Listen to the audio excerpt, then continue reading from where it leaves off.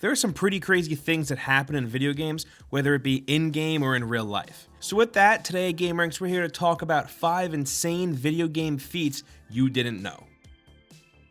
Starting at number 5, we were trying to stay away from video game world records, but this one in particular is definitely worth talking about. A California teacher broke the world record for longest video game marathon, which was previously held by someone in Australia who played Black Ops 2 for 135 hours straight back in 2012. Carrie Swidecki, and I'm sorry if I've butchered your name, broke the record by 3 hours, so 138 hours played. But what's so insane about the story is that the game she was playing was Just Dance 4. Yes, a game where you aren't sitting down and using nothing but your hands. She was dancing for 138 hours straight. Can we just take a second to think about how insane that is? I walk up one flight of stairs to get to work every morning, and I can barely handle that, so I can't even imagine the pain I'd go through during this. She broadcasted her 130-hour marathon all across social media and was even able to raise $7,000 for the Children's Miracle Network. She's also an advocate for fighting childhood obesity, and she regularly hosts Just Dance events in schools throughout California to try and get kids up and moving, which is really cool on her part. What I love so much about this though is that it's another story where video games do something good. Video games are amazing in the sense of what they can do for people. So anytime I hear of video games bringing something good to the world, I get really excited. So Carrie Swidecki, once again, sorry if I butchered your name,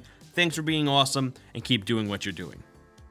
Moving on to number 4, this is so freaking cool, and it's like the mecca of gaming hacks. A group of students at MIT played Tetris on one of the buildings on campus. But they didn't project it onto the building, but they used each window as a pixel. 153 pixels to be exact, because there are 153 windows on this building. Anyway, hackers from the group say that it's something that students have been talking about since the 80s, and they decided to just do it, to just go for it. And after 4.5 years of work, they finally did it. And their work paid off because it looks insane. So the way they did it is pretty interesting. It really isn't a hack. I don't know. I feel like the word hack is used kind of loosely. So anyway, they did it by building an enclosure out of aluminum that housed an LED board that lit up the window, but only to the point where it was bright enough to use and not bright enough to annoy the occupant of that room. And all 153 of these enclosures are controlled wirelessly. But something I found really funny about this though is how bad the dude playing it actually is. Like, I'm pretty sure he only cleared one row, but with these guys' bad Tetris skills aside, this is still pretty impressive. And thankfully the university is letting them keep their light units set up so they can be used in the future, and the group of hackers have said that they do plan on doing something else with these lights,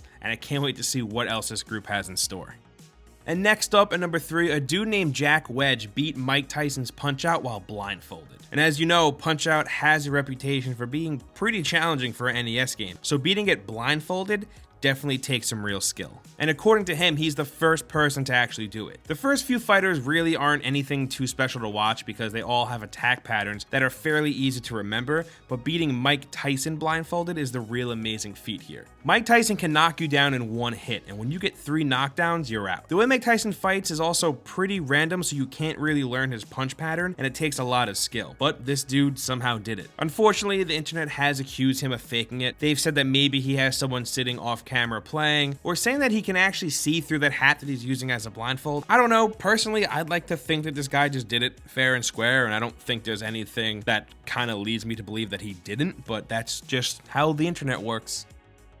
And moving on to number 2, I think we can all agree that beating Dark Souls in general is pretty challenging. Now imagine beating it with a Rock Band controller, because that's what Benjamin Gwynn did. He played on PC and he used custom mapping to map numerous controls to the effect switch, fret buttons, whammy bar, and the star power activator movement thing. Some things, however, like heavy attacks and blocking didn't make it in, and I gotta say that even if he beat it with a regular controller with no blocking or heavy attacks, that even I'd be impressed just with that. But no, this dude took it to a whole nother level and just beat it with a Rock Band controller. His run took him about 11 hours, and some bosses took multiple attempts, and for most of his run he stuck with a heavy suit of armor, sometimes ditching it to run around naked just for the speed boost. But yeah, holy shit, is this super impressive. He also beat the game using a DDR dance mat, a bongos controller, a keyboard, not like a PC keyboard, but like a musical keyboard. So this is like a thing that he does, and you should definitely check his channel out because he does some really cool shit.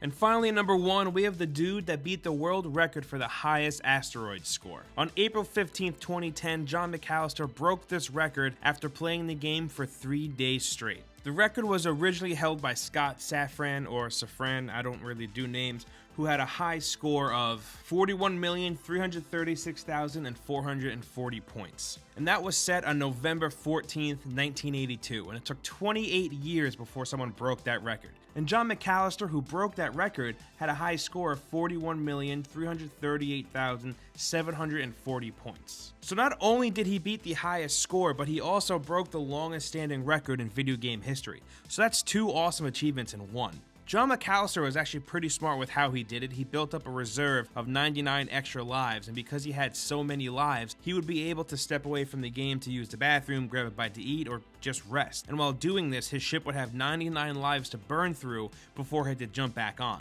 So with some smart playing and some dedication, this guy was able to do something really cool. And as of right now, in the year 2017, this guy still holds that world record. Any takers? And those are 5 insane video game feats that you didn't know, but we want to hear from you. Meet us down in the comments, let us know what you think. Maybe there are some other ones that we missed that you'd like to share with us. Also, hitting that like button really helps us out, and if you guys didn't already know, we put out videos like this every single day, and the best way to get them is with a subscription to the channel. So thank you for watching, and we'll see you next time right here on gameranx.